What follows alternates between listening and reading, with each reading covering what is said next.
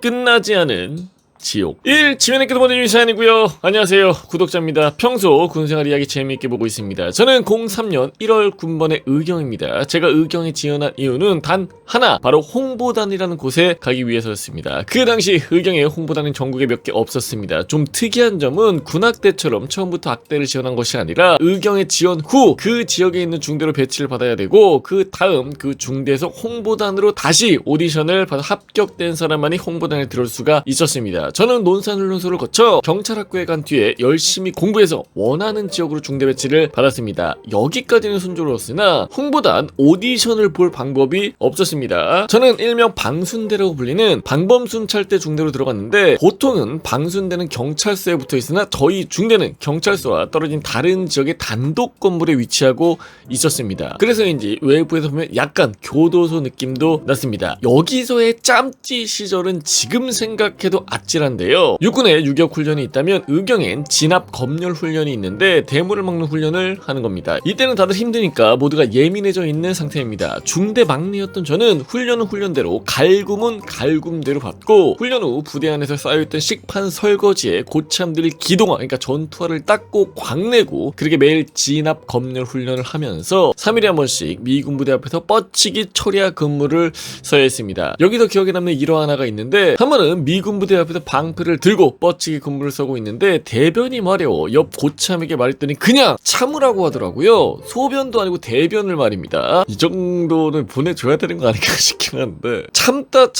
터지기 일보 직전까지 가고 다행히 다 같이 화장실을 가는 시간이 왔습니다. 플라스틱으로 된 대소변이 가능한 이동식 간이 화장실이었는데 정말 소변만 후딱 보고 나오는 시간만 주어졌습니다. 참을 수 없어 일단 들어가서 큰 볼일을 봤는데 밖에서 기다리던 고참이 빨리 안 나오니까 개지를 떨더군요. 저 역시 앉자마자 바로 싸고 닦고 나왔는데 1분은커녕 30초는 됐을까? 나오자마자 늦게 나왔다고 쳐맞았습니다. 아니, 소변도 30초는 넘게 걸려! 그리고 혹시 똥 쌌냐고 물어보더니 그렇다고 하니까 여긴 소변 보는 곳이라면서 또 쳐맞았습니다. 여튼 이런 상황 속에 저희 중대가 위치한 동네에 방화범이 기승을 부려 훈련과 철야 근무를 하면서 매일 밤마다 지역 순찰까지 돌았습니다. 정말 잠을 못 잤는데요. 심지어 어민들 시위까지 터져서 시위 현장에 투입까지 됐는데, 육군은 전쟁 대비 훈련이지만 의경은 그냥 전쟁입니다. 진짜 전쟁. 제가 출동 나간 첫 시위 때 화염병이 날라왔고 죽창도 날라왔습니다. 이거는 맞거나 찔리면 어떻게 됩니까? 그냥 가는 거야 진짜. 쇠사슬을 철문에 걸고 다 뜯어버리고 들어가겠다는 어민들, 그 문 앞에서 못 들어가게 막고 있던 우리들, 저의 이경 생활은 그야말로 지옥이었습니다. 그러다 소대장과의 면담이 있던 날 저는 홍보단에 대해 말을 열었고, 기회가 된다면 전공을 살려 오디션을 보고 싶다고 말했습니다. 그런 소대장은 저를 홍보단에 보내지 않으려 본부중대 취사병으로 팔아버립니다. 훌륭하신 분이세요. 너가 꿀 빠는 거 볼 수 없지? 약간 이런 느낌인가? 저는 3소대에서 본부중대 취사병으로 다시 군생활을 시작을 했고, 그렇게 1경, 그러니까 1병이 되었습니다. 그나마 취사병 생활은 나왔습니다. 3소대에 있을 때처럼 구타나 갈굼 훈련 없었기 때문입니다. 그렇게 홍보단은 있고 취사병으로 군생활을 하고 있을 때 그 지역에 있는 전 중대 예대 출신 전 의경들한테 홍보단 오디션을 보라는 공문이 내려왔습니다. 연극 영화과였던 저 역시 그 명단에 포함이 되어 있었고, 이 사실을 안 저를 팔아버린 3소대장 그리고 본부중대 짬대원들 표정은 썩어 들어가고 있었습니다. 그리고 대충 하고 오라는 말로 억지로 보내줬지만 저는 죽기 살기로 오디션을 봤습니다. 탈출해야 될 거 아니야. 그래요, 전 결국 홍보단에 들어가게 되었고 드디어 즐거운 군생활을 기대하고 있었습니다. 하지만 딱 거기까지였습니다. 실제로 또 다른 지옥이 기다리고 있었는데요. 당시 홍보단은 악대처럼 정식 단체가 아니었기 때문에 정말 말도 안 되게 경찰청에 있는 홍보단으로의 차출이 아닌 소속은 원래 부대로 되어 있고, 매일 아침마다 자신의 부대에서 버스나 지하철을 타고 홍보단에 있는 경찰청으로 출근해서 일과가 끝나면 다시 부대로 복귀하는 방식이었습니다. 생활하던 곳 역시 생활관이나 연습실이 따로 있는 것이 아니라 경찰청 강당 옆에 보일러실 같은 기계실이 전부였습니다. 홍보단은 음악팀, 댄스팀으로 나눠져 있었는데 저는 댄스팀으로 들어왔고, 저를 포함해 총 6명이 신입으로 식으로 홍보단에 들어왔습니다. 보통 의경과 정경은 시위 이외에는 만날 일이 잘 없고 만나더라도 그냥 아저씨라고 부릅니다. 하지만 여기는 정경과 의경이 섞여서 생활을 했고 당연히 여기서도 짬으로 선임과 후임이 나뉘게 됩니다. 기존의 홍보단 멤버들은 자기보다 짬이 낮은 인원들만 새로 뽑았고요. 새로 들어온 신입들은 저를 포함 전원이 관련학자 전공자들이었습니다. 홍보단을 키워보겠다고 이렇게 전공자들을 뽑았는데 기존의 홍보단 멤버들은 대학 동아리 출신이거나 교회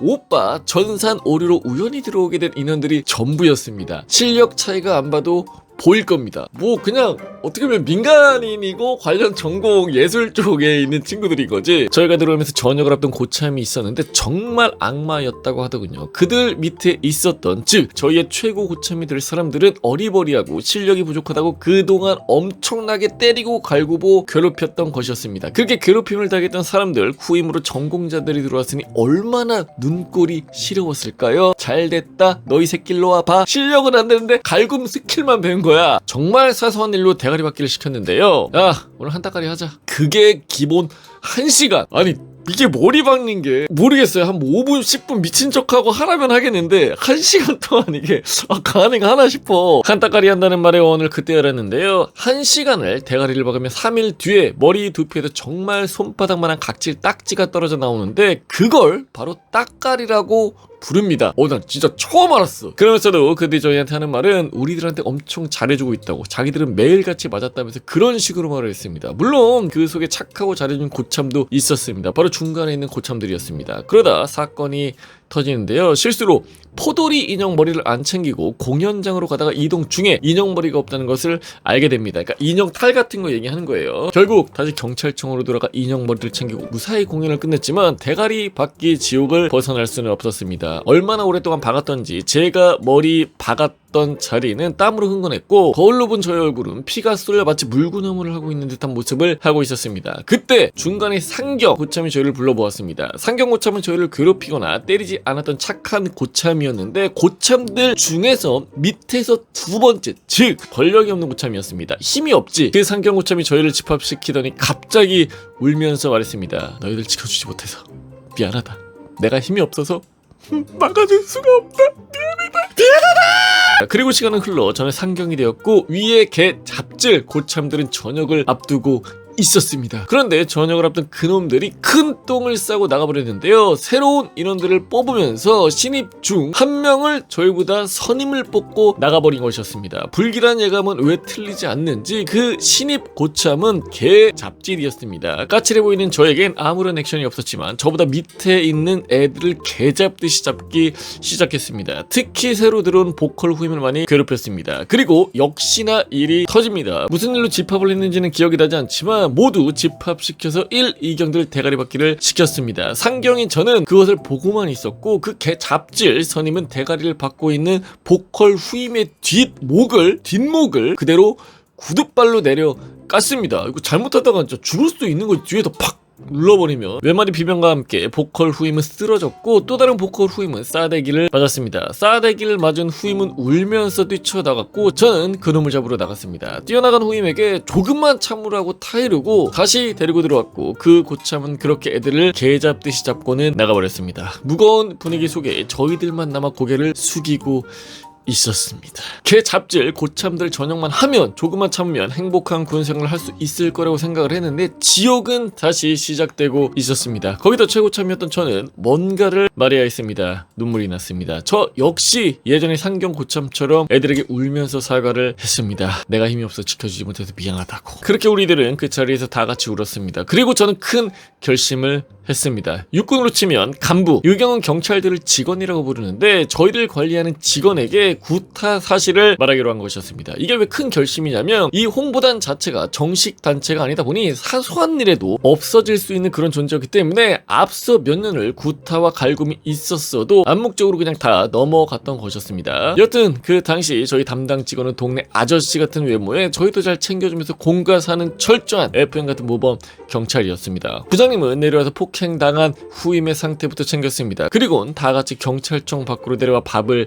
사주셨습니다. 그리고 며칠 뒤 그 선임은 영창을 갖고 홍보단을 떠나 다시 본인의 자대로 돌아가게 됩니다. 홍보단은 그제서야 평화를 되찾았습니다. 저는 많은 것을 바꾸었습니다. 구타나 기압은 물론 고참들의 구두를 닦고 옷을 다려주던 그런 모든 잡다한 일들, 자기가 할 일은 자기가 하도록 바꿨습니다. 저 역시 전역하기 전까지 제 구두와 제 옷은 제 스스로 닦고 다림질 했습니다. 쉽지 않습니다. 이 부분은 실내에서 흡연하던 것도 없애버렸고, 연습이 끝나면 자신이 하고 싶은 일들을 마음껏 하게 했습니다. 노래를 부르는 후임도 있었고 영어 공부를 하는 후임도 있었습니다. 저희들은 각자 취미생활을 공유했으며 한 달에 2번 있는 외박 날짜를 맞춰서 동아리 MT처럼 다 같이 바다에 1박 2일로 놀러 가기도 했습니다. 그렇게 1년 가까이 멤버 교체 없이 제가 전역하기 전까지 대학교 동아리 같은 군생활을 유지하고 저는 전역을 했습니다. 그리고 20년이 지난 지금도 그때 멤버들과 연락을 하고 정기적으로 모임을 가지고